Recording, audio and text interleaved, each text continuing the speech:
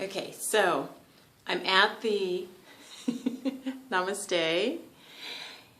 Hey guys, so let's see, continuing on from the previous video of just odd meditation stories. So I'm at the 4-week retreat, meditation in the Vipassana tradition, Theravadan tradition. In the West, people usually just say Vipassana, but I think it's just more official to say Theravadan is the lineage, with my teacher Sayadaw U Pandita and some of his monks. One of them quite old, like just felt really, really old. The other gentleman. So told you about the gunshots. Okay, and forgot to say they really were like right outside the gates. So after that happened, I want to talk a little bit more about beginner's mind. And those of you who meditate will get this. If you're just watching this and you've never really meditated extensively, you haven't experienced it. But let me know in the comments if you have. So monkey mind, it's called. It's a huge part of meditating and a huge part of going on a retreat is that you see how the mind, this is literally one of the benefits, is you see how the mind will take the tiniest thing, like a grain of sand, and make a story and give it meaning. Okay, so I did indeed hear gunshots. That was for real. Remember, I started to think maybe I just made that up because nobody reacted. But then I heard sirens and helicopters overhead, even late into the night.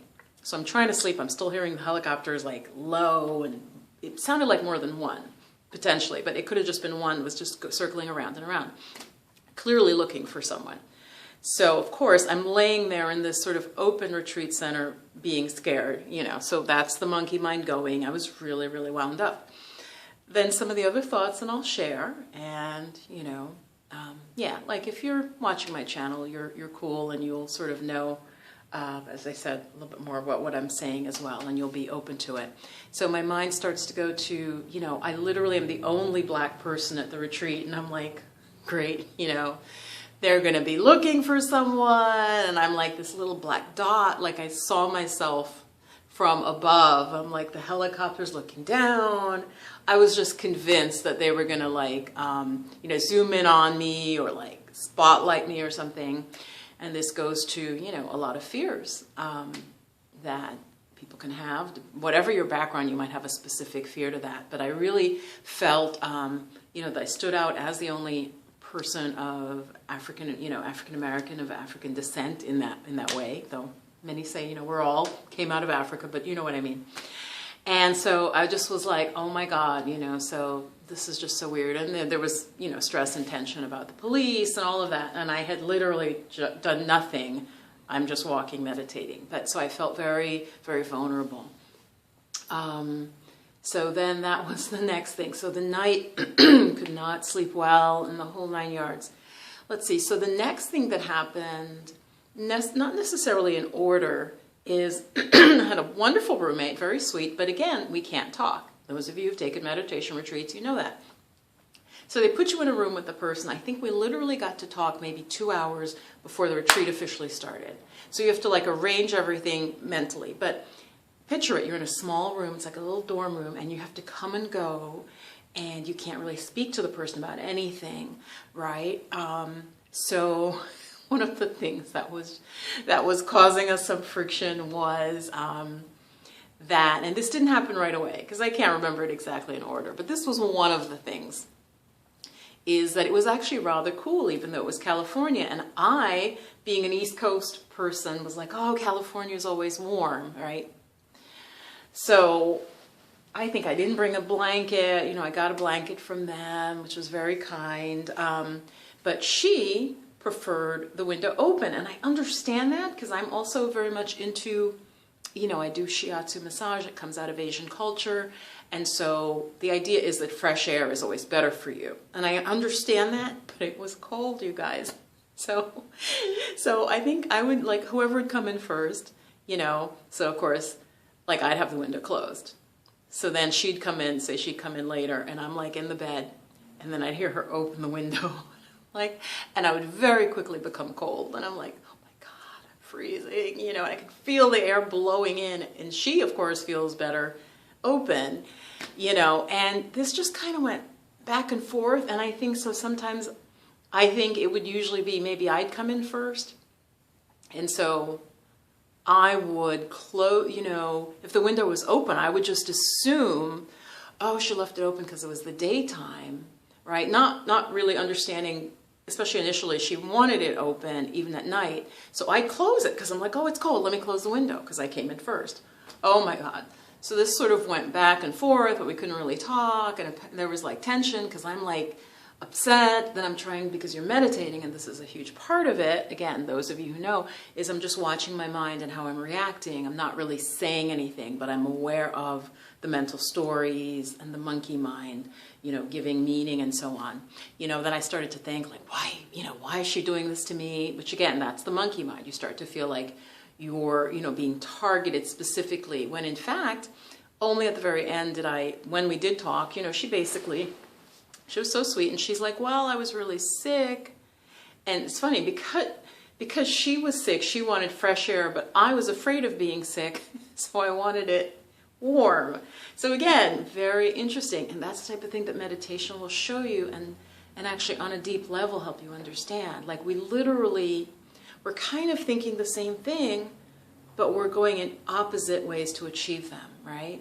So you can see, like, just if you think about society, it's one thing to think about it, but when you really meditate and you do it regularly, you start to really see it. You know, she was worried about her health and felt that closing the room in like that, it was just more germs and just less healthy for her. So she was very stressed.